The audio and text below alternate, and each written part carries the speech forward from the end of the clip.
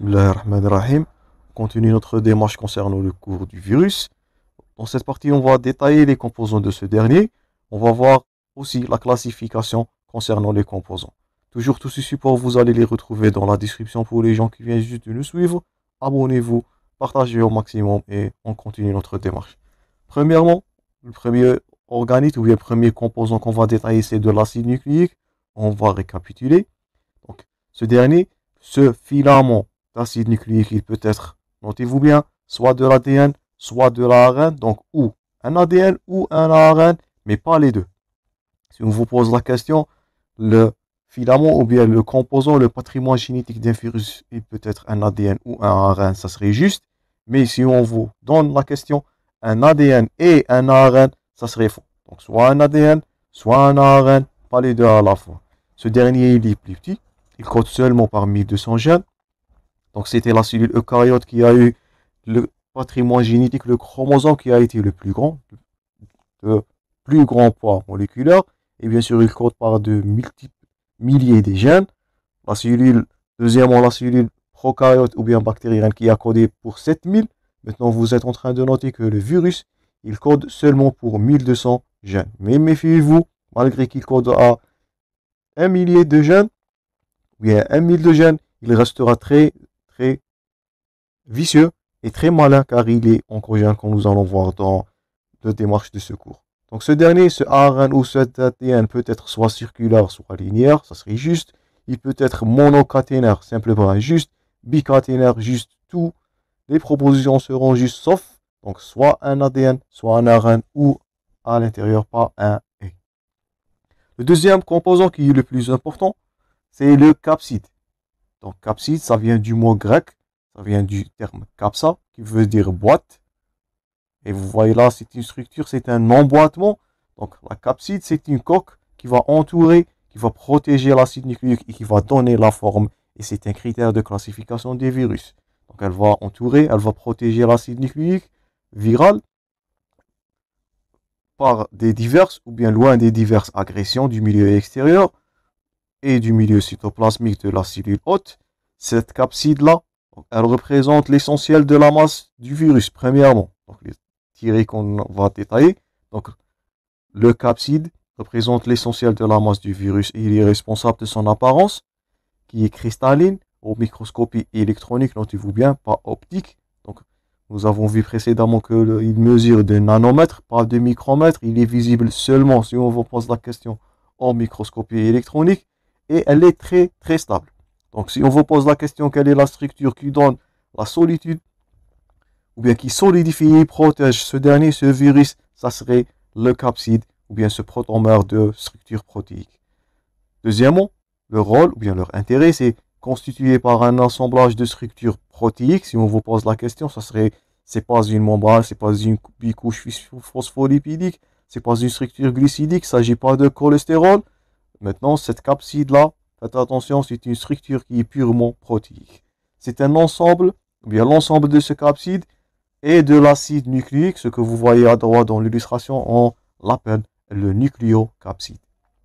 Nucléocapside, un terme composé de deux termes. Donc le nucléo, soit un ADN, soit un ARN, en association de ce capside qui peut être, on va voir, soit asymétrie cubique ou asymétrie hélicoïdale. On associe le terme, on a un nucléocapside. Vous allez voir le nucléocapside dans le cycle viral, donc par l'insertion de ce dernier à l'intérieur de la cellule hôte. La structure de la capside, elle entraîne une forme du virus. Puis elle donne la forme de ce virus et elle permet de distinguer deux groupes principaux de virus. Le premier critère de classification, c'est le type de génome, un ADN ou un ARN. Nous allons voir au fur et à mesure qu'on va avancer dans ce cours, les virus à ADN et les virus à ARN. Le deuxième critère de classification, c'est le type ou bien la symétrie de capside. Comme vous voyez à droite dans l'illustration, voilà premièrement une symétrie qui est hélicoïdale. Hélicoïdale, elle vient de hélice. Voilà deuxièmement une symétrie qui est icosaédrique. Donc ce que vous avez vu en 3 dimensions. Ben voilà, si on vous pose la question, ça serait, cette structure-là, c'est un capside qui est de symétrie icosaédrique ou cubique. Le deuxième là, c'est la symétrie qui est hélicoïdale. donc sous forme de hélice, voilà en 2 dimensions, et voilà sur le plan tridimensionnel. C'est l'assemblage d'un hélice et on va les détailler. Maintenant, une autre structure qu'on va détailler dans ce cours, c'est le bactériophage qu'on a vu précédemment, qui est une structure, qui est un virus qui est spécial, soit dans son cycle. Donc ce virus, il est, comme le nom indique, bactériophage, donc il va parasiter les bactéries. Et il a, si on vous pose la question, la deuxième caractère spécifique de ce bactériophage, c'est que ce dernier, il a une structure qui est double. Il a dans sa tête une structure ou bien un capside de symétrie qui est cubique, qui est icosaédrique. Par contre, dans son corps, il a un capside qui est de symétrie qui est hélicoïdal. On va détailler le bactériophage dans les lignes qui vont suivre. Donc, 2 types de symétrie, icosaédrique ou cubique, hélicoïdal. Et n'oubliez pas le cas spécial du bactériophage qu'on va détailler. Il a, si on vous pose la question, un capside ou bien une structure qui est dite complexe, comme vous voyez à droite dans l'illustration. Premièrement, concernant les virus asymétriques cubiques, donc ce capside, donc ce sont des icosaèdres. Donc elle a 12 sommets et 20 faces, d'où la nomenclature icosaèdre. Donc icosaédrique ou icosaèdre qui signifie le terme 12, et le chiffre 12. Donc c'est un polyèdre qui est régulier, qui est constitué de 12 sommets, toujours dans l'illustration. Il a 20 faces qui sont triangulaires et qui sont équilatérales. Donc c'est une structure, comme le nom indique, symétrique, géométrique, icosaédrique, 12 sommets, 20 faces, équilatérales et triangulaires. Et d'où la nomenclature virus asymétrique cubique. Si vous avez cette structure-là à microscopie électronique, vous allez dire que vous êtes devant un virus asymétrique icosaédrique ou asymétrique cubique. C'est la même chose. Deuxièmement, la deuxième variété qu'on avait vue, c'est le virus à asymétrie hélicoïdale. Voilà un hélice à droite dans l'illustration. Donc ce sont de longs cylindres creux de 200 à 300 nanomètres toujours, qui sont faits d'un assemblage de 200 protéines qui sont identiques. Et le matériel génétique, il est logé, comme vous voyez là, la structure qui est en rouge. Ça peut être soit un ADN, soit un ARN. Il est logé, on utilise le terme, il est logé à l'intérieur de cette capside, ou de ce capside de symétrie hélicoïdale. Il joue le rôle de protection. L'exemple là, on va détailler dans juste quelques lignes, c'est le virus de mosaïque de tabac. Et concernant les virus d'asymétrie cubique, vous pouvez citer le virus de la poliomyélite. Tout ça, on va détailler dans juste quelques lignes. Donc, si on récapitule, donc voilà là, le capside, il peut être soit icosaédrique ou bien hélicoïdal ou complexe. Faites attention. Si on vous pose la question, ça c'est pour vous, les virus à structure ou bien à capside icosaédrique sont les plus petites par rapport à la structure hélicoïdale. Elles sont plus grandes. Vous êtes en train de noter, c'est 200 à 300 nanomètres. Par contre, les icosaèdres sont plus petits par rapport à la structure hélicoïdale. Donc les deux structures, ce nucléocapside, soit le patrimoine génétique, soit le capside lui-même, ce sont deux structures qui sont essentielles, qui sont constantes, qui sont obligatoires pour la structure du virus. Troisièmement, troisième composant, donc qui est inconstant. Donc vous voyez là en vert dans l'illustration, c'est du capside.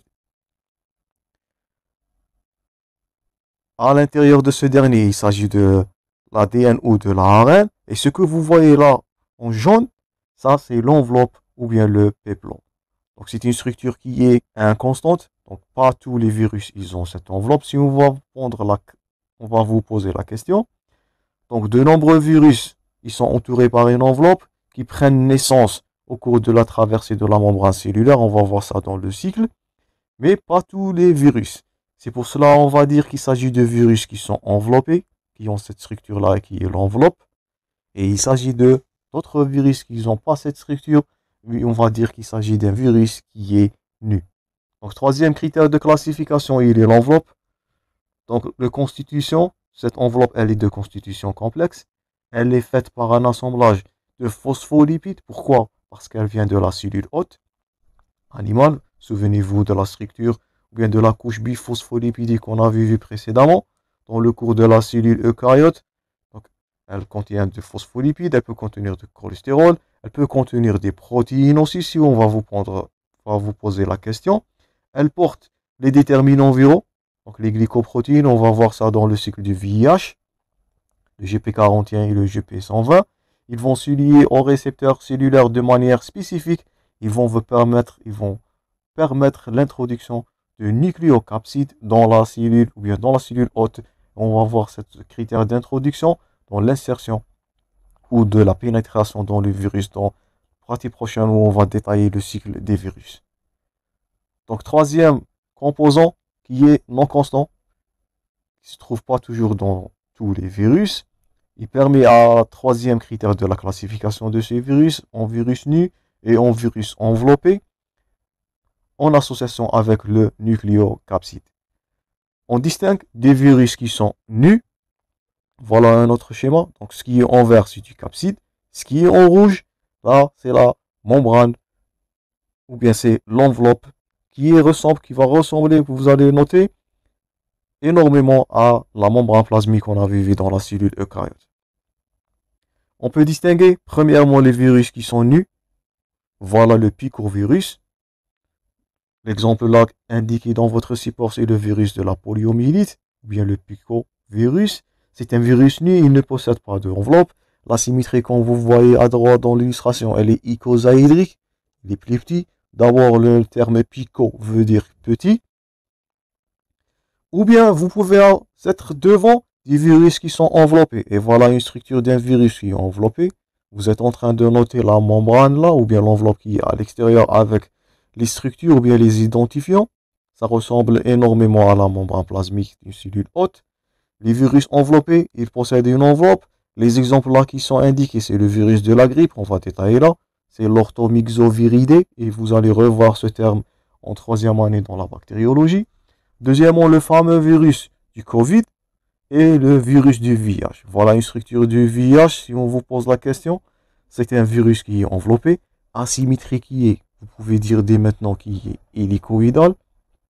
Voilà l'hélice. Voilà envers ce que vous voyez, c'est la membrane, bien c'est l'enveloppe. Et les déterminants, le GP120 et le GP41 qui servent à la reconnaissance spécifique. Tout ça, on va détailler dans le cours du VIH. Et voilà le fameux virus du SARS-CoV-2 ou bien du COVID-19 qui a été réintroduit ou bien introduit dans votre cursus récemment. Donc, si on vous pose la question, l'exemple que vous allez citer des virus nus, vous allez dire qui ça. L'exemple, c'est le picovirus. Le petit virus, gardez-vous ça en tête. Asymétrie qui est, on répète, icosaédrique. Les virus enveloppés, qui sont les plus fragiles, on va voir ça. C'est les virus de la grippe, les orthomyxoviridés, le fameux Covid, le sida, le VIH. Le fait d'avoir maintenant, faites attention à ce piège, le fait d'avoir une enveloppe rend le virus pas puissant, faites attention à commettre cette erreur, rend ce virus plus fragile. Donc, c'est l'inverse. Les virus qui sont nus, l'exemple de poliomyélite là, ce que vous voyez, il est plus résistant par rapport aux cellules enveloppées. Le cas du VIH, le cas de la grippe, le cas du Covid. Donc, si on vous pose la question, l'enveloppe, c'est un organe ou bien c'est un composant qui donne au virus un caractère de fragilité.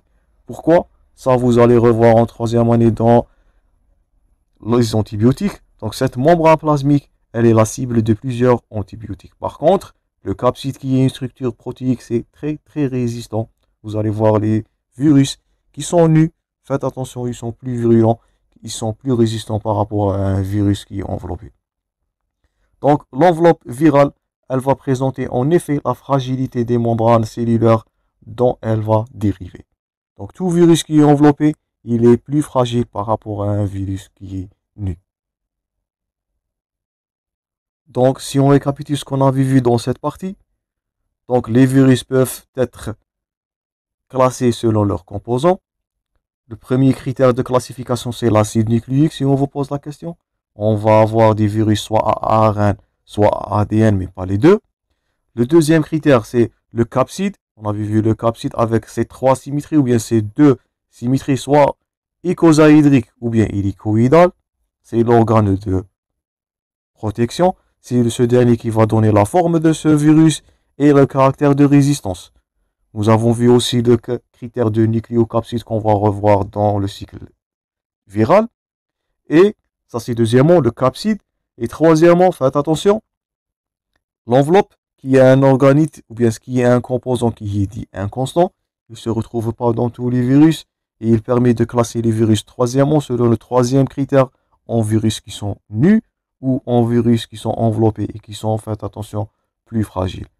De ces trois critères de classification, on peut avoir une très grande variété de virus.